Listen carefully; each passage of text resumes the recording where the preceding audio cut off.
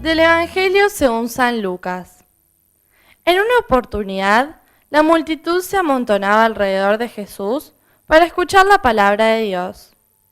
Y él estaba de pie a la orilla del lago de Genesaret. Desde allí, vio dos barcas junto a la orilla del lago. Los pescadores habían bajado y estaban limpiando las redes. Jesús subió a una de las barcas, que era de Simón, y le pidió que se apartara un poco de la orilla. Después se sentó y enseñaba a la multitud desde la barca. Cuando terminó de hablar, dijo a Simón: «Navega mar adentro y echen las redes». Simón le respondió: «Maestro, hemos trabajado la noche entera y no hemos sacado nada, pero si tú lo dices, echaré las redes». Así lo hicieron y sacaron tal cantidad de peces que las redes estaban a punto de romperse. Entonces hicieron señas a los compañeros de la otra barca para que fueran a ayudarlos. Ellos acudieron y llenaron tanto las dos barcas que casi se hundían. Al ver esto, Simón Pedro se echó a los pies de Jesús y le dijo: «Aléjate de mí, Señor, porque soy un pecador». El temor se había apoderado de él y de los que lo acompañaban, por la cantidad de peces que habían recogido.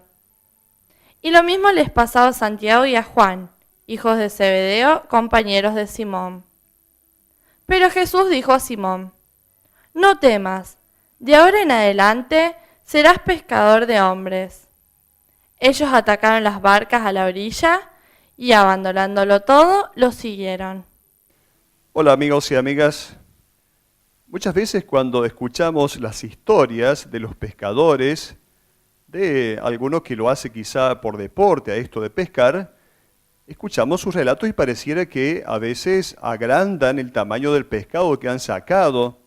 Algunos casi que tienen por oficio mentir un poco. Y entonces dice este relato que en un momento varios hombres que habían ido a pescar se juntaron para hablar de lo que habían sacado del agua.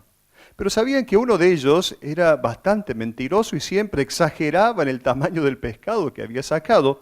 Entonces, por las dudas, para que no exagerara, le ataron las manos. Bueno, cada uno dijo el tamaño del pescado que había sacado. Y cuando le llegó el turno a este, que tenía las manos atadas, dijo: «Bueno, yo he sacado un pescado de un tamaño tan grande que tenía el ojo de esta medida». Bueno, cuando se quiere mentir, se acude a cualquier invento, ciertamente.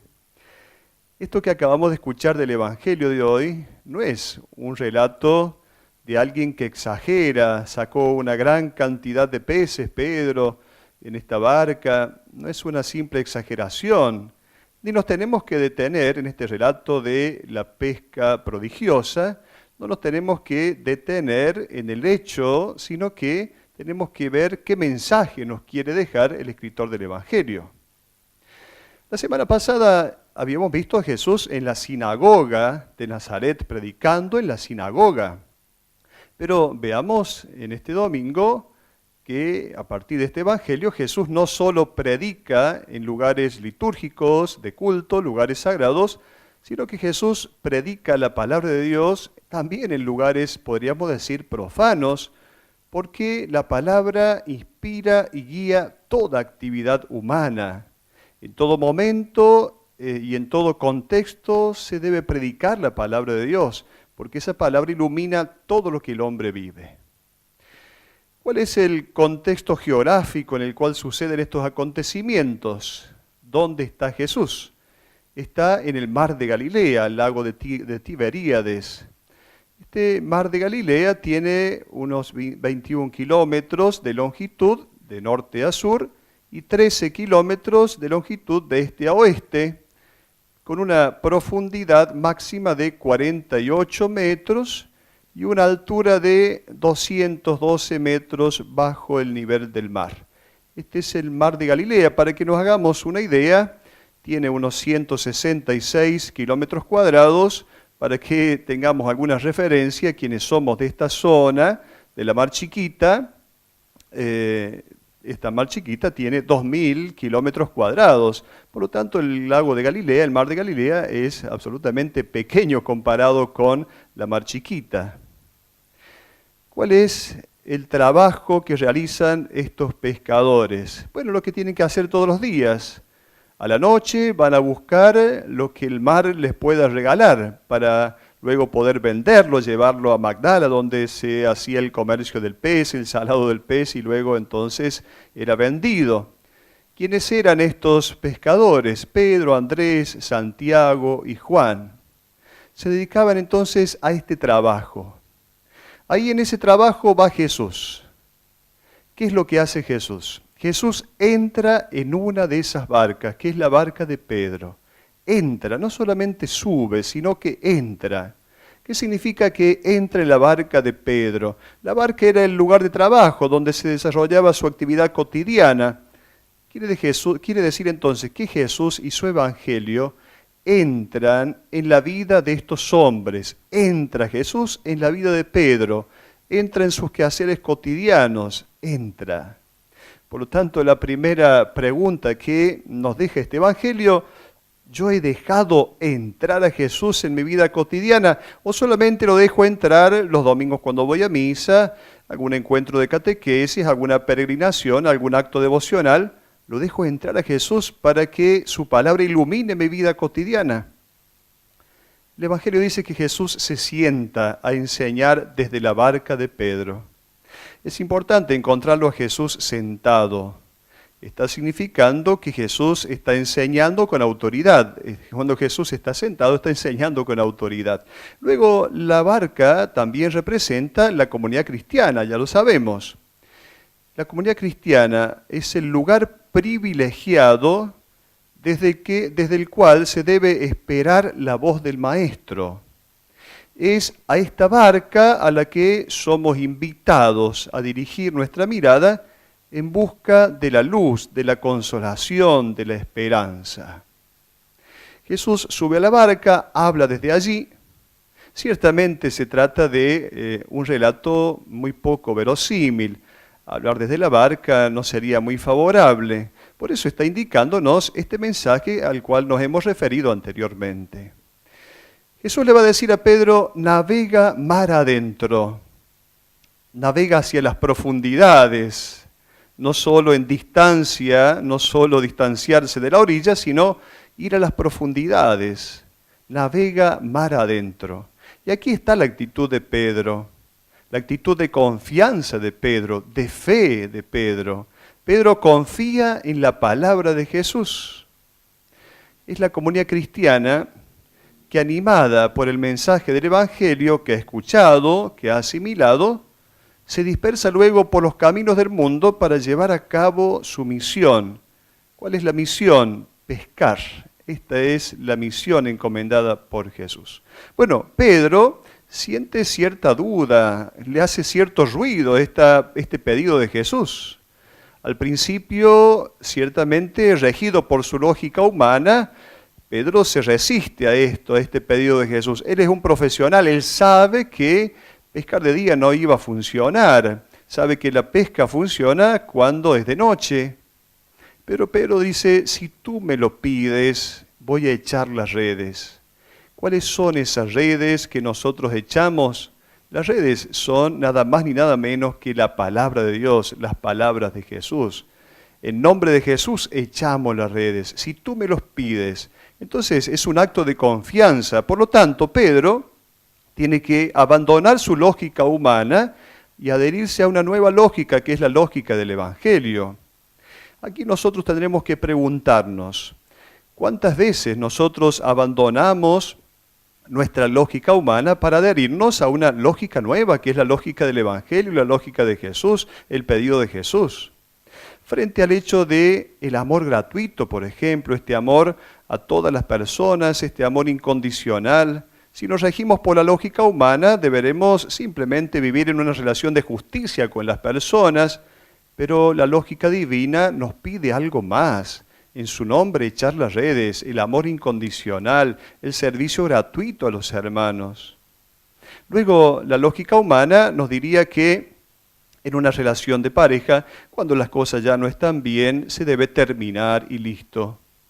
La lógica del Evangelio nos invita a ir un poco más allá, no ver el amor solamente como un sentimiento pasajero, sino como una decisión en la cual un cónyuge busca el bien de la otra persona, el bien total, el crecimiento espiritual, integral de la otra persona. Frente al hecho de un embarazo de una mujer, me he enterado que estoy embarazada. La lógica humana me dice, no vas a poder criar a este hijo porque las condiciones sociales, económicas no dan para eso. La lógica del Evangelio nos va a decir, la vida humana es sagrada. Y de alguna manera, con la ayuda de la sociedad, deberemos todos comprometernos en el nacimiento de un niño que es traído a este mundo. Frente al hecho de la honestidad o de la deshonestidad, la lógica humana nos diría que, bueno, si todo el mundo vive ciertas deshonestidades en el trabajo, en la economía, podemos prendernos en eso, total, la lógica humana. La lógica del Evangelio, echar las redes en su nombre, significa que tendremos que vivir una relación de justicia en la cual nosotros viviremos la honestidad, dando a cada uno lo que le corresponde y reteniendo lo que nos corresponde ciertamente a cada uno de nosotros. En el modo de vivir nuestra sexualidad, como adolescentes, como jóvenes, quizá la lógica humana nos invita a adherirnos al pensamiento generalizado, a lo que está de moda, a la moral corriente. Sin embargo, la lógica del Evangelio nos invita a vivir una sexualidad como entrega total de una persona a la otra y no simplemente como un juguete, como muchas veces lo vemos nosotros. Es un riesgo que Pedro está dispuesto a correr, tirar las redes en nombre de Jesús. Es un riesgo. Quizá sus compañeros de trabajo se podrían reír. Sabe que se expone al ridículo, a la broma de los colegas, tirar las redes cuando en realidad es de día, de noche hay que pescar. Pero luego Pedro hace un proceso para creer en la palabra de Jesús que puede realizar aquello que él considera imposible. Y entonces sí, pueden sacar muchos peces. ¿Por qué? Porque solamente desde la obediencia a la palabra, la vida se convierte en fecunda, la actividad pastoral se convierte en fecunda, solamente desde esta obediencia a la palabra. El motivo principal por el que Lucas narra este episodio que acabamos de escuchar es el hacer comprender a los discípulos de sus comunidades cuál es la misión que le ha sido conferida, para qué han sido llamados a ser pescadores de hombres. Este evangelio no habla de la vocación, sino de la misión de los discípulos, ser pescadores de hombres. Serás pescador de hombres, le dice Jesús a Pedro. Este término utilizado no sería propiamente pescar, no se haría referencia al verbo pescar. El verbo utilizado, zogreo, significa sacar vivo, llevar a la vida. Por lo tanto, cuando nosotros pescamos, llevamos a la muerte al pez que hemos sacado. En este caso, el verbo utilizado no es propiamente pescar, sino que es otro verbo que significa llevar a la vida. ¿A quiénes? A los hombres. A estos hombres que están inmersos en las aguas de la muerte.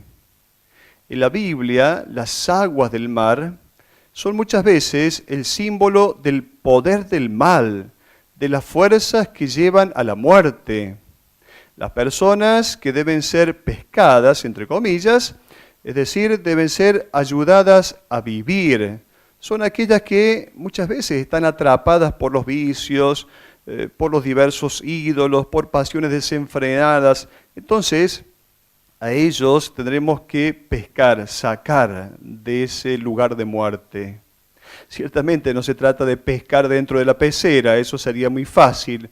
Cuando Jesús le dice a Pedro, serás pescador de hombres, es arrojar las redes bien afuera. Y esto es tarea de todos. Pescador de hombres no es solo Pedro, no es solo una tarea ligada a los ministros de la iglesia, es una tarea de todos. Todos los detalles del Evangelio nos indican que Pedro tiene una misión particular que desarrollar en la comunidad cristiana, en la iglesia. ¿Cuál es esta misión? De escuchar atentamente la palabra del Señor. ¿Para qué? Para que luego con otros discípulos pueda decir dónde hay que pescar, allí donde el maestro está indicando. Es esta la misión fundamental de Pedro, que le ha sido encomendada, al mismo tiempo es una hermosa responsabilidad.